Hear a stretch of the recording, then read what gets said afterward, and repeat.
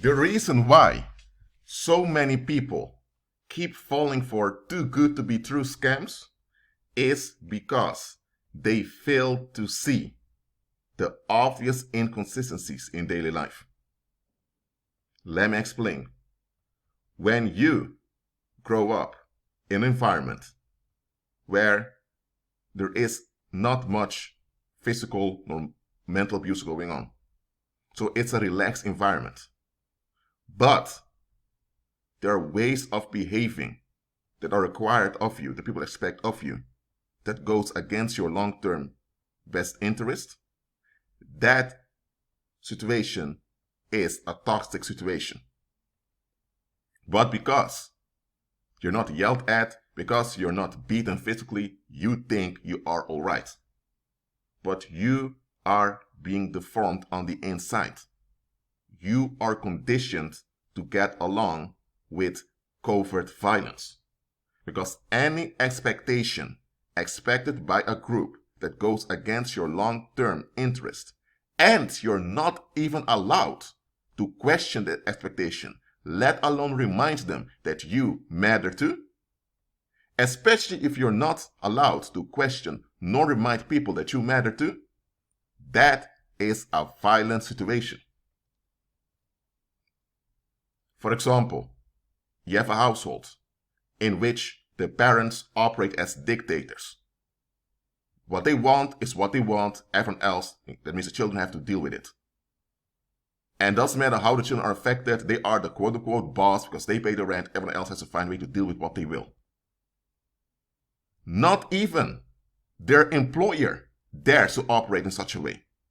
Because if the employer would operate in such a way, if the employer would say, I'm the boss, I'm paying your wages, so you have to deal with whatever I want.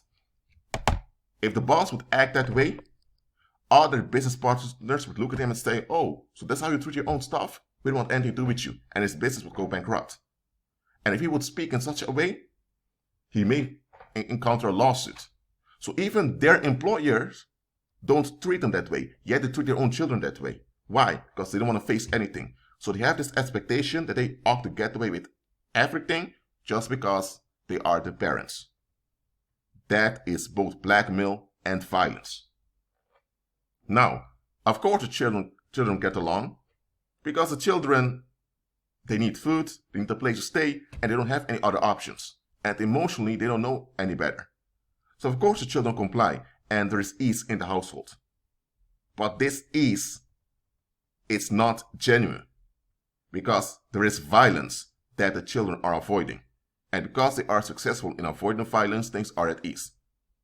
So they grow up thinking they had a great childhood. But it's later in adult life that they have codependent issues. And then they realize, hold on a minute, why do I have these codependent issues? Or why do I feel the need to control other people? And then when they reflect back, they realize that, hold on a minute, the attitude of my parents was way out of line. And then they will also realize, hold on a minute, but the community around me enabled the violence of my parents. Some even have difficulty acknowledging that it's violence that they were subjected to. So covert violence can be quite dangerous. When there's overt violence, so openly things are violent, your mind will process it far quicker and far better. Now, of course, if the open violence is way too intense, you may suffer things like complex or common PTSD afterwards. But nevertheless, when the violence is open and obvious, you are in a better state to cope with it. Because you actually see it happening. But when the violence is covert, you don't even realize it's violence. Now, a lot of people out there, they grew up with covert violence and they're not even aware it was violence. Some people are involved in covert and they're not even aware it's violence. Now, how can covert violence lead you to believing too good to be true stories? It's very easy. When you have been deprived of a basic primary human need, that becomes a wound in your soul and in your energy field. And this wound is visible to evil spirits. You may not see the wounds. Others may notice that there is a wound due to body language or due to unconscious behavior on your part. Evil spirits just see it immediately. They see the wound in your energy field and they can trace back where the wound comes from. So what happens is that predators, so human beings that were faith operating in empathy, they are now drawn to you. And because you have this wound, they feel comfortable lying to you. They may not be spiritually alert, but they just feel comfortable lying to you. And because they sense your extra vulnerability, I said extra vulnerability, don't do that wound, they now know how to trick you. And that's how many end up believing too good to be true stories. Now, there are people that can see through things immediately because they're just alert. But that's not most people. This world functions through violence. So everyone experienced violence while growing up. Not everyone experienced direct violence in the sense of sexual abuse, physical abuse, or verbal abuse. But they did grow up in society, which is a fear construct. So everyone experienced violence one way or the other, whether it's hidden, that means covert violence by the community, or it's open, obvious violence in the home. And those that experience covert violence have a hard time acknowledging its violence. And often when they do acknowledge its violence, they don't know any better. They then are taught things like defend yourself, stand up for yourself, self-respect, privacy, private lives, enforcing boundaries. Those are self-destructive coping mechanisms to deal with the violence of the world. Those that are more practical will get a paranormal cover. And because they have a paranormal cover, they don't even experience much of the violence around them. But those that are really smart, they become born again and they walk by faith. Then they have the true security. But if you don't walk by faith, nor do you have a paranormal cover, that means you only have self-destructive coping mechanisms when it comes to violence. And one of those coping mechanisms is ignorance. For many people, ignorance is a coping mechanism. By them not being aware that what they were subjected to is covert violence, they now don't have to deal with what happened to them, nor with how it affected them. Because once they acknowledge that what they were subjected to is covert violence, they now also have to face how it affected them. And that means they need to take responsibility for how they think, feel, and operate in the here and now. But often people are so used to their habits that challenging those habits itself is painful. So when someone does not want to face their own habits, nor their own expectations, because the origin of those expectations may not be as great as they thought they were, they now are ripe to be tricked into too good to be true stories. For example, let's say that your relatives act in a narcissistic way towards you. They only call you when they need something from you. And they complain when you're not able to help them. But anytime you just want to spend time with them, just for your emotional needs, they have no time. You're angry, you're frustrated, you're upset. And then at work, you have those colleagues that talk a bit loud, so now you project your stuff onto them. You know very well deep down inside that them talking loud is no excuse for you to be upset with them, but the only reason you're upset is because you now have an outlet for your frustration. And now you're avoiding those coworkers because you've projected onto them and you don't want to face yourself for that either.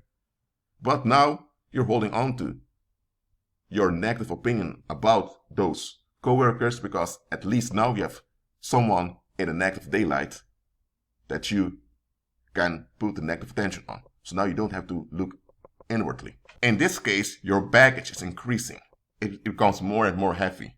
And then you hear this politician talking about all the bad stuff going on in the neighborhood. And he also talks about norms and values, about respect and all of that. And it triggers you because this reminds you of those coworkers that you can't stand.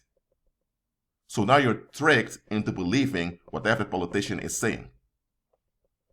Because you were subjected to covert violence, and now you yourself became covert violent towards others, so that's something you don't want to face about yourself. Now you get your escape. This politician is saying something that triggers what you want, which is relief. And now you become a fan of that politician, you vote for that politician, and you don't even check what the politician is saying. The politician promised things that can never be delivered. Yet, there are many people like you, hundreds of thousands of them, who also have a heavy baggage, who also found relief in what the politician was promising. So now you encounter those people and you form a traumatic bond with them. I said traumatic bond because you're both operating in trauma. So when you bond together, it's a traumatic bond. So now you are in a traumatic bond with other people who are also avoiding things about themselves. And that's how you now became part of a cult. And you're not even aware you're part of a cult.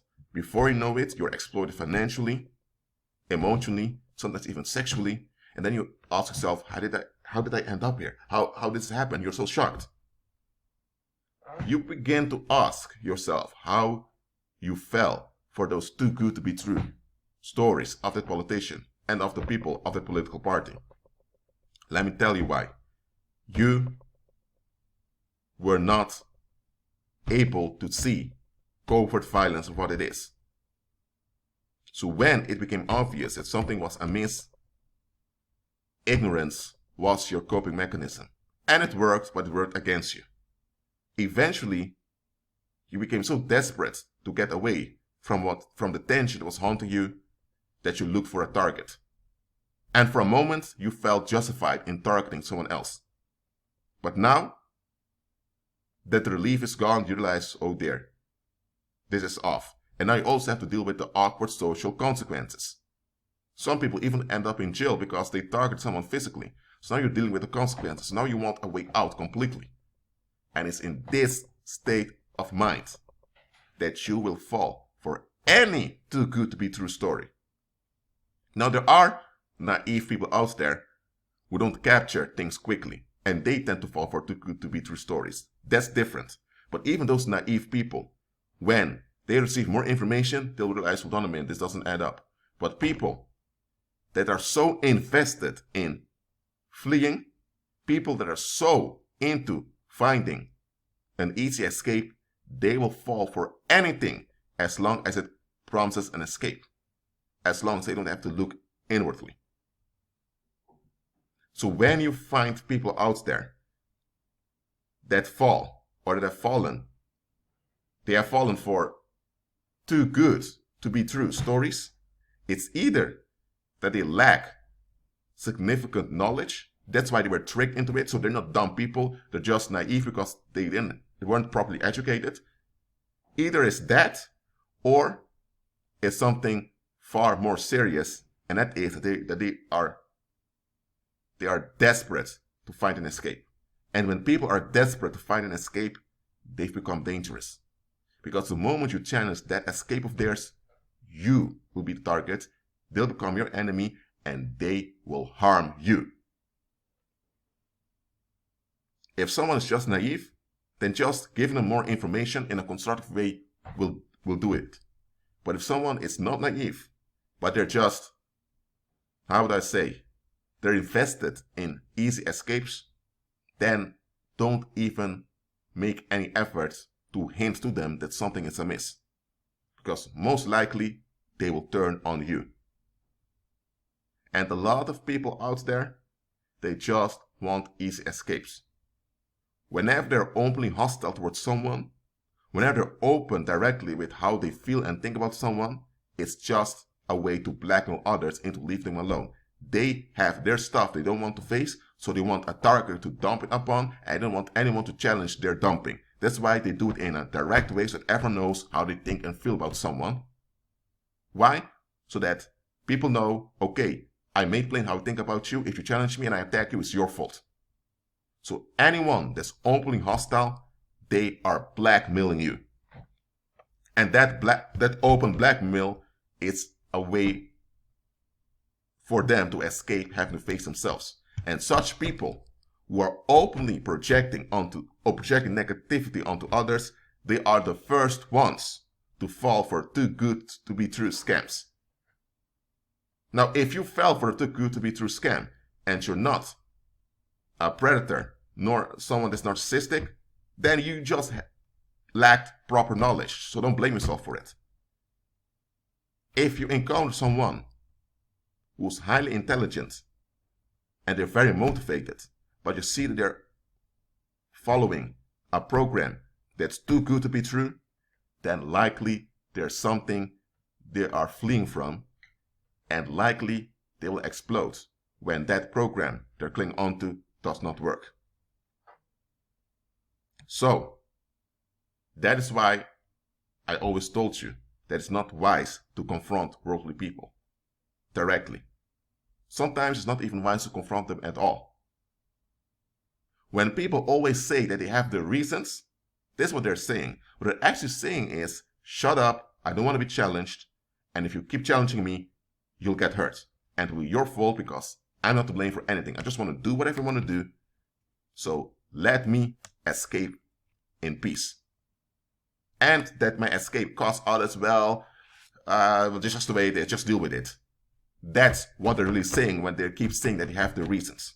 They just don't want to be responsible, they just don't want to self-reflect, and they just don't want to comply with solutions nor with justice. So they don't care about other people's safety. As long as they are at ease, as long as they have the relief, that's the only thing that matters onto them. Such people will fall for too good to be true scams. And when you see them falling for those scams, let them be. Don't even hint that something is wrong, lest you become the target of their violence. Well, that's it for now. Keep agreeing with Christ and be at peace.